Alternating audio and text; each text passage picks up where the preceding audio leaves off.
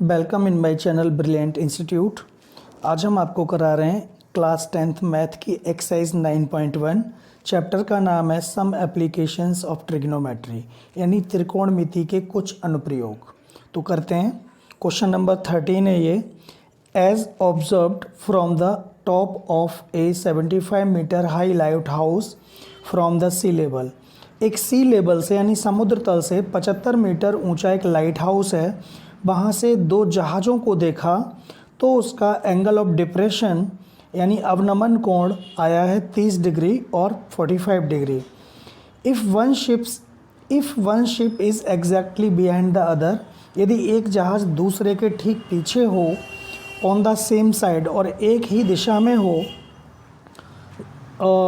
Find the distance between two ships. तो दो जहाज़ों के बीच की दूरी फाइंड करो। तो करते हैं सवाल। ये लाइट हाउस है और इस लाइट हाउस से दो जहाज़ों को देखा है। यहाँ से कोई आदमी ऑब्ज़र्व कर रहा है लाइट हाउस से। ये लाइट हाउस है, तो दो जहाज़ हैं, एक जहाज़ ये है, एक जहाज़ ये है। ये समुद्र है और ये नाम दे दो इनको ए, बी, सी और डी। ये 30 डिग्री है और ये 45 डिग्री है, ठीक। और इस जहाज़ की, इस लाइट हाउस की जो डिस्टेंस ऊंचाई है, हाइट है 75 मीटर है। जैसा कि डायग्राम में आप देख पा रहे हैं कि 75 मीटर ऊंचा लाइट हाउस है ये, और इसके एंगल 45 और 30 डिग्री है। तो ठीक है, क्योंकि 30 डिग्री हमने इसलिए यहाँ रखा है क्योंकि अगर लाइट हाउस से आप जितनी दूर जाएंगे एंगल उतना ही कम डिग्री का बनता जाएगा, और जितनी लाइट हाउस के पास आएंगे एंगल बड़ा होता है। ये आप बात पहले से ही जानते हो। तो हमें फाइंड क्या करना है? BC फाइंड करनी है, BC, ठीक है ना। ये हमें फाइंड करना है। तो जो जो गिवन है वो हम लिख देते हैं। ये AD है light house,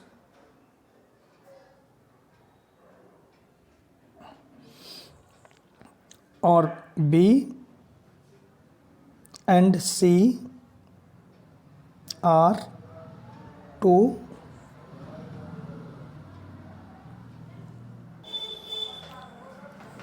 B and C are, अरे गलत से हो गया, टू शिप्स। और आपको BC के बीच की दूरी निकालनी है। तो आपको ये फाइंड करना है। AD लाइट हाउस है और ये 75 मीटर ऊंचा है, और आपको ये एंगल दिए हुए हैं, वो मैं नहीं लिख रहा हूँ यहाँ पे। तो पहले आपको पता है ये बात कि हम, ये तो 90 डिग्री का होता ही है। इनके करने का बच्चों सेम तरीका है सभी क्वेश्चंस का। दो ट्रायंगल में, राइट एंगल ट्रायंगल में लेते हैं। पहले हम इसमें लेते हैं या फिर इसमें लेते हैं। इसमें कभी नहीं लेते क्योंकि ये 90 डिग्री का नहीं है ट्रायंगल, इसमें नहीं लेना। तो किसी में भी ले लो, आपकी जिसमें इच्छा है। ऐसी कोई बाउंडेशन नहीं है कि हमें इसी ट्रायंगल में लेना है। क्वेश्चंस आपके सामने लिखे हुए हैं, तो आप कोई भी दिक्कत हो उस क्वेश्चन में समझ सकते हो। हिंदी इंग्लिश दोनों में लिखा हुआ है। तो पहले मैं आपको ले रहा हूँ in triangle ADC, in triangle ADC tan theta लगा दो, क्योंकि tan थीटा ही लगता है मोस्टली 95% क्वेश्चनों में। tan theta equal to perpendicular upon base होता है, यानी लंब बटे आधार होता है। tan 45 इक्वल टू परपेंडिकुलर है 75 और बेस है CD। tan 45 की वैल्यू होती है 1, आपको पता है। तो 75 अपॉन CD। तो 1 लगा दो इसके नीचे, अपनी मर्जी से क्रॉस मल्टीप्लाई कर दो। तो CD बन जा CD, तो CD इक्वल टू आ जाएगा 75 मीटर। आपको याद रखना है, इसको 1 दे दो, CD 75 आ गया। अब हम लेंगे इस वाले ट्रायंगल में, बड़े वाले में। तो नाउ इन ट्रायंगल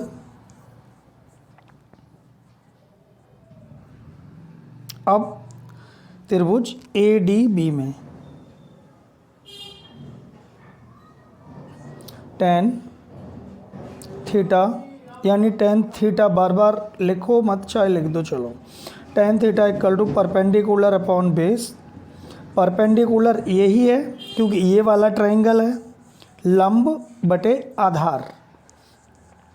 ठीक, तो मैं यहाँ कर देता हूँ tan। अब इसके बाद यहाँ करना है tan theta equal to perpendicular tan 30 equal to perpendicular क्या है AD, तो लिख दो AD, और बेस क्या है BD। tan 30 की वैल्यू होती है 1/√3, तो AD 75 है आपको दिया है, और BD दो पार्ट्स में डिवाइड है, BC ये BC और CD, ठीक है ना, BC और CD। तो इसको आप लिखो BC प्लस CD। BD को दो हिस्सों में कर दो, BC plus CD, BC plus CD, ठीक है। 1/√3 इक्वल टू 75 अपॉन BC आपको निकालना है, और CD की वैल्यू हम निकाल चुके हैं, ये CD की वैल्यू यहाँ निकाल चुके हैं, तो वो वैल्यू हम यहाँ पुट कर देंगे। ठीक, तो CD की वैल्यू 75 लिख दी यहाँ पे। अब आप क्रॉस मल्टीप्लाई कर दो, इसका इधर से कर दो या इधर से, तो BC प्लस 75 इक्वल टू √75 √3, ठीक है। 75 को उधर भेज दो, तो BC इक्वल टू हो जाएगा 75/√3 माइनस 75। अब ये कैसे, कुछ बच्चे इसको माइनस करने की कोशिश करेंगे और माइनस होगा ही नहीं है, ठीक है। तो आपको ध्यान रखना है छोटी छोटी बातों का, गलती ना हो जाए। इसलिए हम क्या कर सकते हैं इसमें, ना तो घट सकता है ना जोड़ सकता है, सिर्फ हम कॉमन ले सकते हैं, क्योंकि दोनों जगह ये दो टर्म है ना, इनमें 75 दोनों में है, तो 75 कॉमन ले लो, वरना यहाँ तक भी छोड़ सकते हो तुम। 75 कॉमन ले लिया तो √3 माइनस 1, और यही हो गया आंसर हमारा, और ये आंसर, ये मीटर हो गया। तो ये एक बार लिख दो, BC equal to 75/√3 minus 1 metre, this is answer. तो BC की दोनों जहाज़ों के जो बीच की दूरी है वो 75 ब्रैकेट में √3 माइनस 1 है। और अगर आप जानना ही चाहते हो एक्चुअल में ये दूरी है कितनी, कुछ जज नहीं हो रहा है इससे, तो 75 से तो ज़्यादा ही है ये डिस्टेंस। और आप रियल में पता लगाना चाहते हो तो √3 की वैल्यू अगर पेपर में दी हो आपको, √3 की जो वैल्यू होती है वो 2 प्लेस तक 1.73 होती है, तो हम उसको इसमें मल्टीप्लाई भी कर सकते हैं। तो देखो कैसे होगा, 75 1.73 माइनस 1, तो 75 इसमें से इसको माइनस कर दो 0.73, तो बचेगा। तो जब इसका मल्टीप्लाई करेंगे तो आ जाएगा 56.25 मीटर। तो एक्चुअल में 56 मीटर से थोड़ी ज़्यादा दोनों जहाज़ों के बीच की दूरी है, लेकिन ये तो तब की बात है जब आपको √3 की वैल्यू दी हो और ये क्वेश्चन हो गया, ये आंसर है इसका। अब हम करते हैं क्वेश्चन नंबर 14। बच्चों एक बात बताना जो भूल गया मैं, वो ये थी कि ये जो एंगल हैं, ये इन एंगल को कहा जाता है एंगल ऑफ एलिवेशन, जब हम नीचे से देखते हैं ऊपर की ओर, और जब हम ऊपर से नीचे देखते हैं तो ये एंगल को कहा जाता है, इन एंगल को, एंगल ऑफ डिप्रेशन। तो एक्चुअल में जो बात मैंने तुम्हें बतानी थी वो नहीं बता पाया, ध्यान नहीं रहा, तो मैं भी क्लियर कर दे रहा हूँ, कोई बात नहीं। ये हमें कोई भी आदमी इस लाइट हाउस के ऊपर है और ऑब्जर्व कर रहा है दो शिप को, ठीक है। तो ये जो हमारी आँख की सीधी लाइन है ये हॉरिजेंटल लाइन कहलाएगी, और ये जो लाइन है वो ये जो लाइन बना रही है 30 डिग्री बना रही है, और ये जो लाइन बना रही है 45 डिग्री का एंगल बना रही है, ठीक है ना। तो ये जो 30 डिग्री है तो वो 30 डिग्री ये हो जाएगा, और ये जो 45 है पूरा यहाँ तक वो ये हो जाएगा क्योंकि हमें ये एंगल नहीं गिवन है आपको। जो 30 और 45 है एंगल ऑफ डिप्रेशन है, ये ऊपर वाले एंगल है। तो ये एंगल जितना है ये 30 डिग्री है और ये 45 है, तो ये 30 है तो ये 30 हो जाएगा, क्योंकि एंगल ऑफ अल्टरनेट एंगल है ये। तो जेड बन रहा है, आप देख पा रहे हैं। तो जो अल्टरनेट एंगल इक्वल होते हैं क्योंकि ये लाइन और ये लाइन एक दूसरे के पैरेलल हैं, क्योंकि समुद्र एक प्लेन होता है और हमारी आँख की भी हॉरिजॉन्टल लाइन है, तो ये पैरेलल लाइन हो गई ना।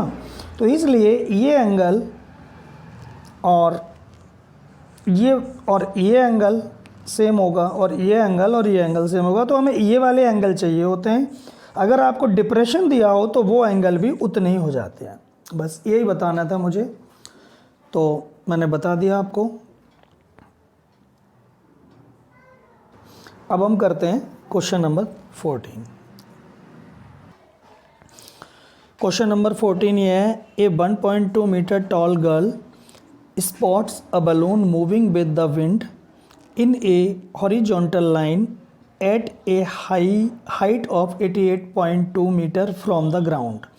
The angle of elevation of the balloon from the eyes of the girl at any instance is 60 degree. अब चलो इसका मतलब समझ लो। एक 1.2 मीटर लंबी लड़की एक गुब्बारे को स्पॉट करती है, यानी देखती है, जो हवा में एक सीधी रेखा में जा रहा है और उसकी हाइट दी हुई है 88.2 मीटर ग्राउंड से। तो एंगल ऑफ एलिवेशन है, ध्यान रखना, एंगल ऑफ डिप्रेशन नहीं, यानी नीचे से देख रही है वो ऊपर।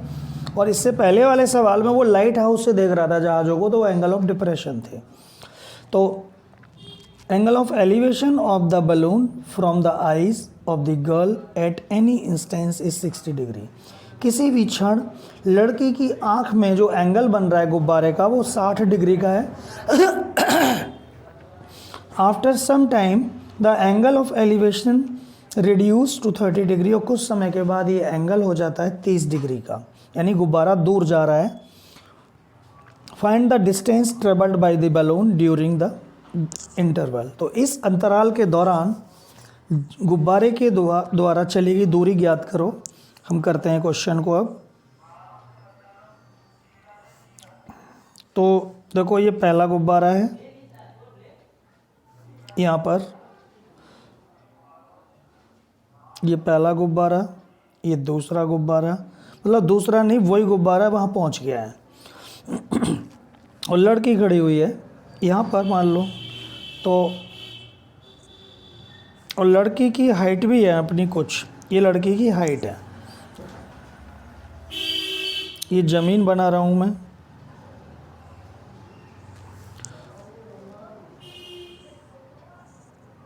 गुब्बारे की जो ऊंचाई है ज़मीन से दोनों की सेम ही है, हाइट नहीं कम ज़्यादा हो रही है, 88.2 है मीटर। और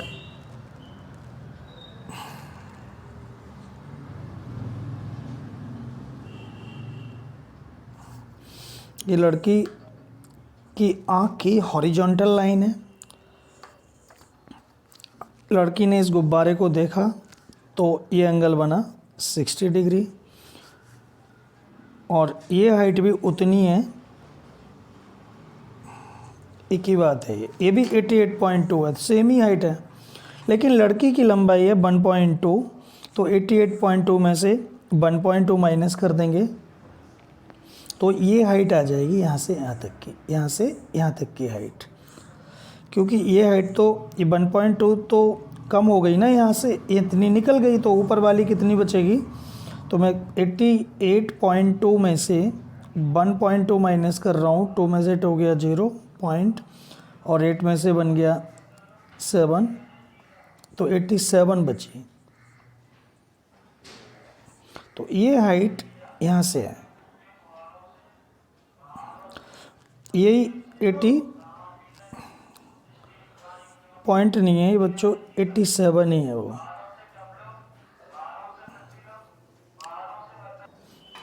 तो और लड़की ने जब इस गुब्बारा जब वहाँ चला गया, जब इसको देखा तो एंगल 30 डिग्री का हो गया। तो यानी ये जो एंगल है वो 30 डिग्री है और ये जो एंगल है इस गुब्बारे का वो 60 डिग्री। याद रखना। अब हम करते हैं सवाल। तो बहुत आसान है, हमें ये डिस्टेंस निकालनी है। नेमिंग कर दो इनकी, शुरू करते हैं A B C D E और एफ ए जी। तो ये कुछ भी नहीं है, मैं अब इस क्वेश्चन को ऐसे कर लेता हूँ। आप क्वेश्चन समझ गए हो। हमें फाइंड क्या करना है, हमें फाइंड करना है ये डिस्टेंस कि गुब्बारा यहाँ था और यहाँ से जब यहाँ आ गया तो कितनी दूरी चला, दोनों एंगल का जो डिफरेंस है उस दौरान वो कितनी दूरी चला गुब्बारा। तो हम करते हैं क्वेश्चन, लो यहाँ से कर लेते हैं। तो देखो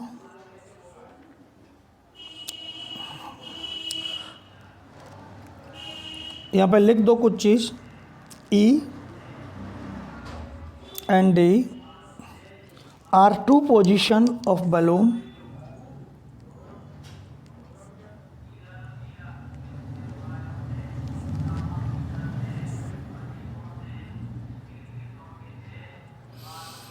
और height of balloon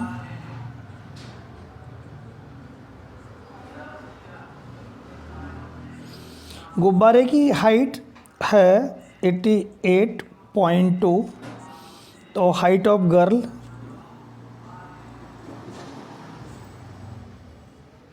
1.2 मीटर है। तो नेट हाइट ऑफ बैलून हो जाएगी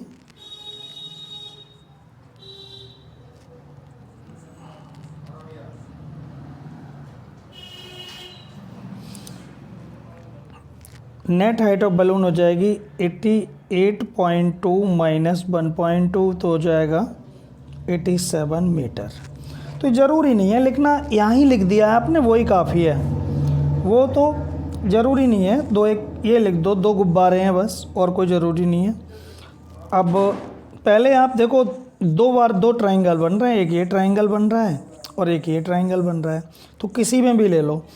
थीम यह है इस क्वेश्चन की, पहले हम ये लाइन फाइंड करेंगे इस ट्रायंगल में लेके, फिर हम ये लाइन फाइंड करेंगे इस ट्रायंगल में लेके। तो बड़ी वाली में से छोटी वाली माइनस कर देंगे तो आ जाएगा। इतना तो आपको पता ही होगा। इसमें से अगर ये निकाल दिया जाए तो ये बचेगा। तो बस ऐसे करेंगे, करते हैं इन। तो देखो इन ट्रायंगल पहले देखो DAG 10 theta equal to perpendicular upon base 10 30, perpendicular है 87 और बेस है AG। तो 10 परपेंडिकुलर अपॉन बेस होता है तो AG आ जाएगा। 10 30 की वैल्यू होती है 1/√3, इसको ऐसे कर दो, इक्वल टू 87 और AG। तो AG आ जाएगा 87/√3, ये number 1। Now in triangle EFA, in triangle EFA तो EFA में ले लो 10 theta equal to perpendicular upon base, theta की वैल्यू 60 है। 10 60 इक्वल टू परपेंडिकुलर है A 87 और बेस है AF। अब हम ऊपर करते हैं इसको, ठीक है ना। तो 10 60 की वैल्यू होगी √3 और 87 अपॉन AF। इसके नीचे 1 लगा लो, क्रॉस मल्टीप्लाई करो under root 3 AF equal to 87, तो AF equal to 87 upon root 3। तो इसको रेशनलाइजिंग करो। रेशनलाइजिंग यानी हर का परिमेयीकरण हिंदी में बोलते हैं। तो हर का परिमेयीकरण करोगे तो रूट 3 है, क्योंकि ये सॉल्व होगा नहीं, तो रूट 3 से ऊपर नीचे मल्टीप्लाई कर दो। 87 under root 3 into under root 3 under root 3, तो 87 अंडर रूट 3 अपॉन 3, 3 2 जा 6 और 2 बचे, 3 9 जा 27, तो हो जाएगा 29 अंडर रूट 3 मीटर। तो ये हो जाएगा distance covered by balloon.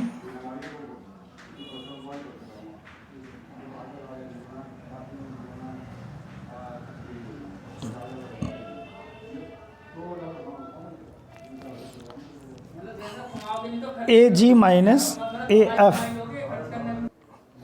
AG minus AF, तो AG क्या है आपका? AG है 87 रूट 3 माइनस 29 अंडर रूट 3। तो जब इसको माइनस करोगे तो 58 अंडर रूट 3 आ जाएगा और यही आंसर हो गया। बच्चों तो समझ में आ गया होगा, क्योंकि पहले मैंने इस ट्रायंगल में लिया, फिर इस ट्रायंगल में, हर क्वेश्चन में वही हो रहा है और बहुत आसान क्वेश्चन है ये, ध्यान दो थोड़ा तो और भी आसान लगेंगे आपको। अब हम करते हैं क्वेश्चन नंबर 15। बच्चों ये क्वेश्चन भी इम्पोर्टेंट है। Question number 15, a straight highway leads to the foot of a tower. एक सीधा हाईवे किसी टावर के फुट से जाता है, यानी टावर के किनारे से। A man starting at the top of the tower,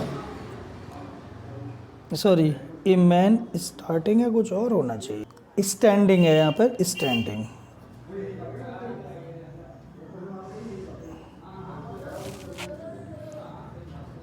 एक आदमी टावर के टॉप पर खड़ा हुआ है, टावर की चोटी पे। ऑब्जर्व एक कार को देखता है at an angle of depression of 30 degree, जिसका एंगल ऑफ डिप्रेशन 30 डिग्री है, यानी 30 डिग्री का एंगल ऑफ डिप्रेशन है, अवनमन कोण मतलब। Which is approaching the foot of the tower, और जो वो टावर के पास आ रहा है वो आदमी जो कार में है, विद ए यूनिफॉर्म स्पीड, और उसकी स्पीड एक जैसी है, ना घट रही है ना बढ़ रही है, यूनिफॉर्म स्पीड है।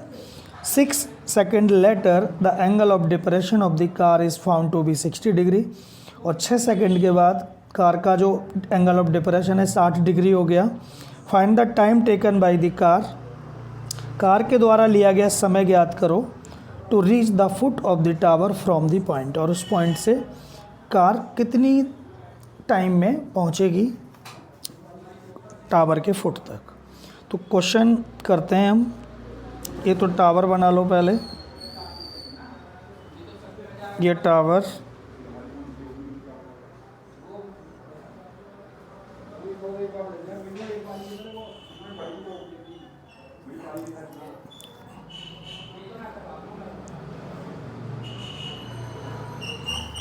और ये एंगल ऑफ डिप्रेशन है।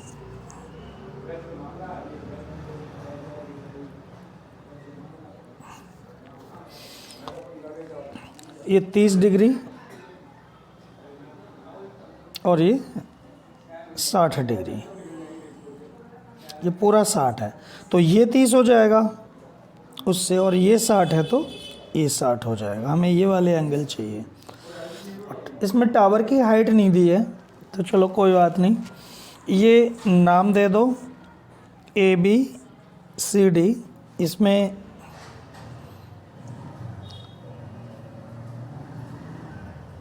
AB टावर है और B and C are the position of car. AB tower है, B and C are two position of car. बस ये दो कार है 30 डिग्री और 60 डिग्री। जैसे जैसे हम टावर के पास जा रहे हैं तो एंगल बढ़ता जा रहा है 30 डिग्री से 60 डिग्री। तो यहाँ से यहाँ तक वो बता रहा है एंगल ऑफ डिप्रेशन 30 डिग्री है, यूनिफॉर्म स्पीड। तो यहाँ से यहाँ तक उसे लगे 6 second. Time taken by car, चलो यहाँ लिख दो time by car from B to सी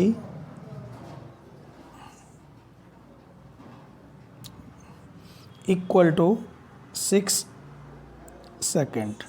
तो 6 सेकेंड टाइम लगा है यहाँ से। लेट स्पीड ऑफ कार, बच्चों ध्यान से देखना है इसको, इक्वल टू v मीटर पर सेकेंड। और यहाँ से यहाँ तक का टाइम निकालना है हमें। यहाँ से यहाँ तक तो 6 सेकेंड लगे और यहाँ से यहाँ तक का टाइम निकालना है।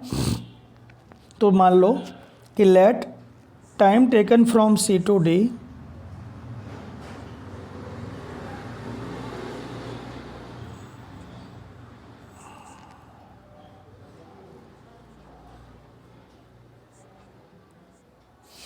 C to D equal to T second.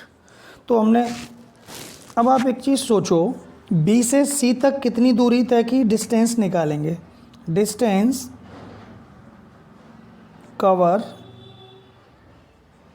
From B to C।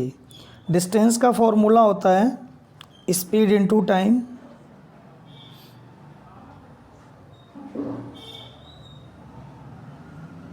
Speed है v और टाइम है 6 सेकेंड। तो ये हो जाएगा 6v मीटर। कोई डिस्टेंस तो मीटर में ही होती है। तो ये 6v मीटर, आप इस रेड पेन से लिख दे रहा हूँ मैं।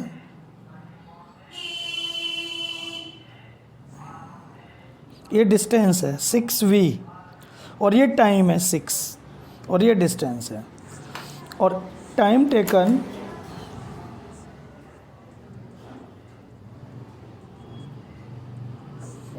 From C to D equal to, नहीं टाइम टेकन नहीं, डिस्टेंस है, गलत हो गया। Distance covered from C to D,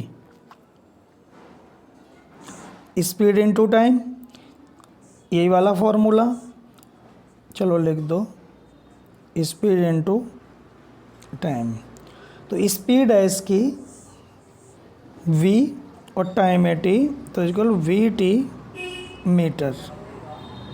ये vt हो गया।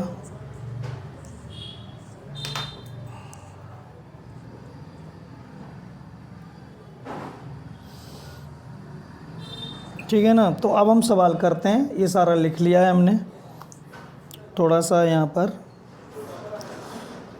चलो अभी जगह है काफ़ी। चलो क्वेश्चन भी दिखता रहे आपको। बुक आप अपने पास रखना तो सही रहेगा।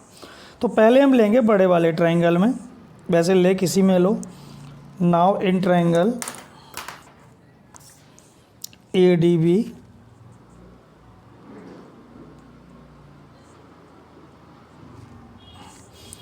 ADB tan theta equal to perpendicular upon base. तो tan, चलो यहाँ करते हैं। अब दिखेगा नहीं वरना आपको।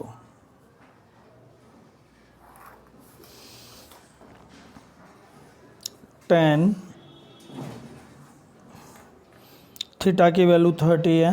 tan 30 इक्वल टू परपेंडिकुलर है AD और बेस है BC प्लस CD।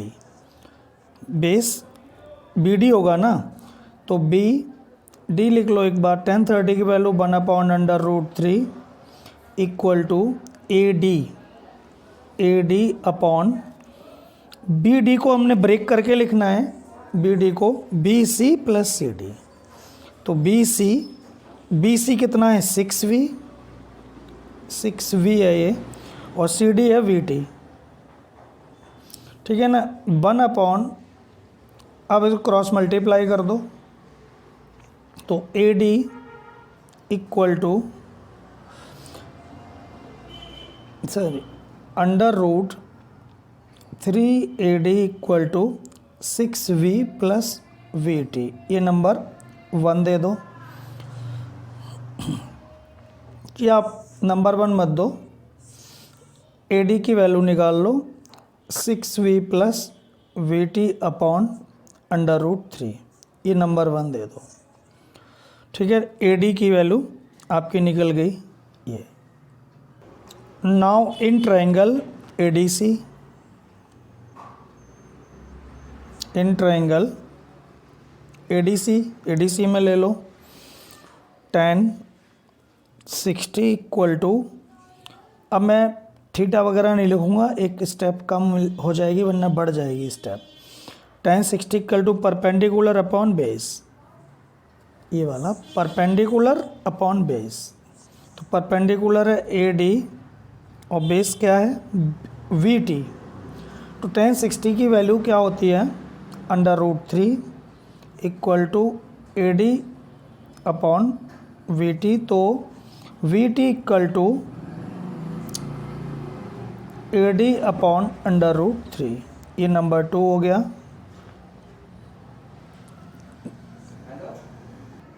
नहीं मैं मिटा रहा हूँ इसको। देखो AD ये निकल गई, AD की वैल्यू यहाँ निकालो, कंपेयर हो जाएगी। AD इक्वल टू √3 VT, ये नंबर 2 हो गया। कंपेयर फर्स्ट और सेकंड, कंपेयर में क्या होता है AD इक्वल है तो ये भी इसके इक्वल हो जाएगा 6V plus VT upon √3 equal to √3 VT। यहाँ से भी कॉमन लेके काट दो, ऐसे नहीं कटेगा, आपको कॉमन ले लो V, तो 6 plus T equal to √3 VT, V से, और ये √3 नीचे भी है, ये कट गया। अब क्या बचा 6 plus T equal to √3T। तो ये क्रॉस मल्टीप्लाई हो जाएगा। अब जो बचा है आपको, ताकि आपको सारा क्वेश्चन भी दिखता रहे, मैं यहाँ कर दे रहा हूँ, भी हो जाएगा थोड़ी देर में। तो 6 plus T upon √3 equal to √3 जो बचा वो उतार लिया। तो यहाँ क्रॉस मल्टीप्लाई करोगे तो 6 plus T equal to √3 into √3T। तो 6 plus T equal to √3 3T।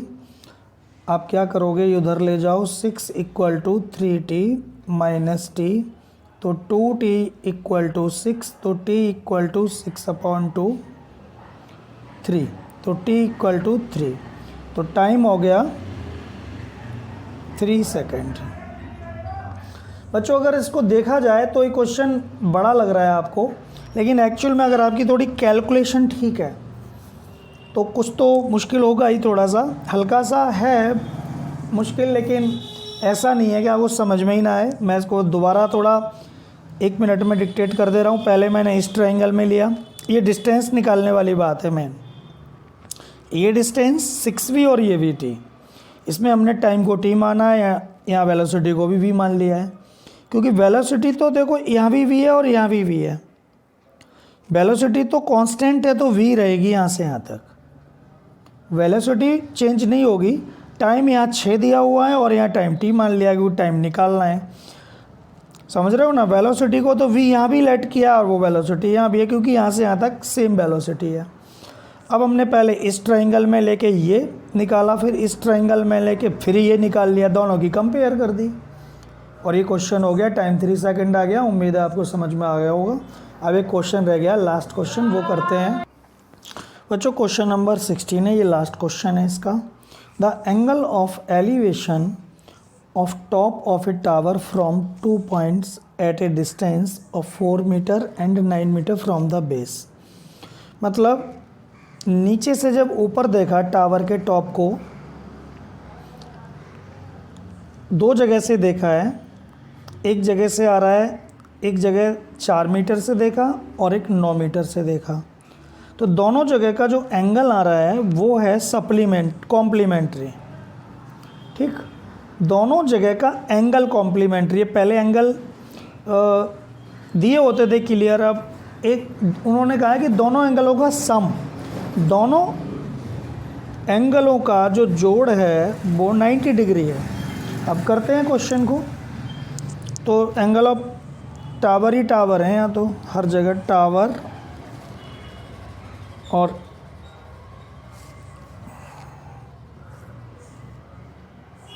ये ए बी सी और डी, तो ए डी टावर है और आपको यहाँ से देखा है इसको, तो टावर से डिस्टेंस आ रही है 4 और यहाँ से देखा चोटी को, यहाँ से देखा तो टावर आ रहा है 9 मीटर, तो पूरा है 9 यहाँ से यहाँ तक। ठीक, ये 9 मीटर है, तो लिख दो एडी टावर है। आपको बी डी 9 मीटर और सी डी 4 मीटर, और इन दोनों, ये जो एंगल है ना कॉम्प्लीमेंट्री है, इन दोनों का जोड़ है कॉम्प्लीमेंट्री। कॉम्प्लीमेंट्री का मतलब होता है दोनों एंगलों का जो सम है वो 90 डिग्री है। तो लिखो let angle B equal to theta, इसलिए एंगल सी हो जाएगा 90 माइनस थीटा। अब ले लीजिए आप, now in triangle A C D 10 लगा दो, 10 theta equal to A D upon C D. तो 10, यहाँ थीटा की वैल्यू क्या है, ये तो थीटा है, तो ये 90 माइनस थीटा हो जाएगा, ये तो लिखा हुआ है ना, यानी यहाँ का थीटा थीटा ही है और यहाँ का थीटा है 90 माइनस थीटा। तो 10 थीटा का मतलब है यहाँ का 90 माइनस थीटा, यानी इस ये वाला एंगल 90 माइनस थीटा है। A D upon C D, C D कितनी है 4 है, तो 4 लिख दो यहाँ पे, ये कुछ भी नहीं है, कटा हुआ है। तो 10 90 माइनस थीटा क्या होता है, कॉट थीटा हम पढ़ चुके हैं। 10 90 माइनस थीटा होता है cot theta equal to A D upon 4।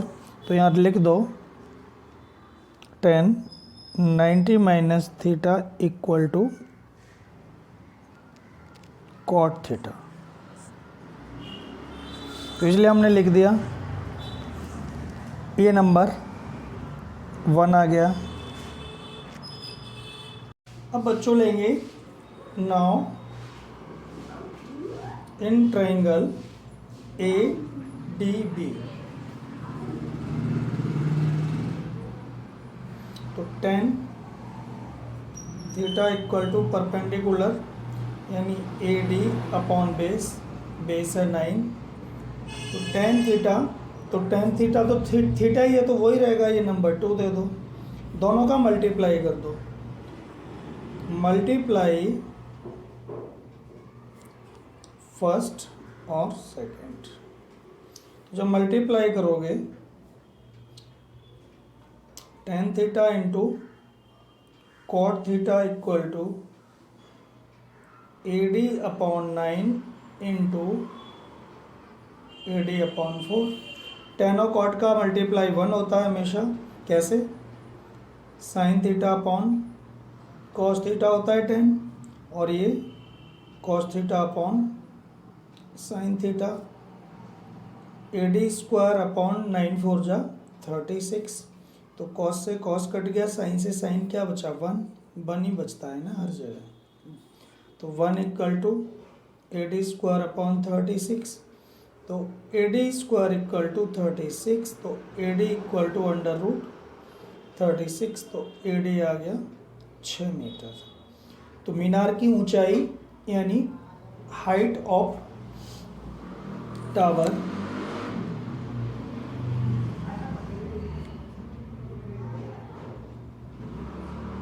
6 metre. ये हो गया आपका क्वेश्चन।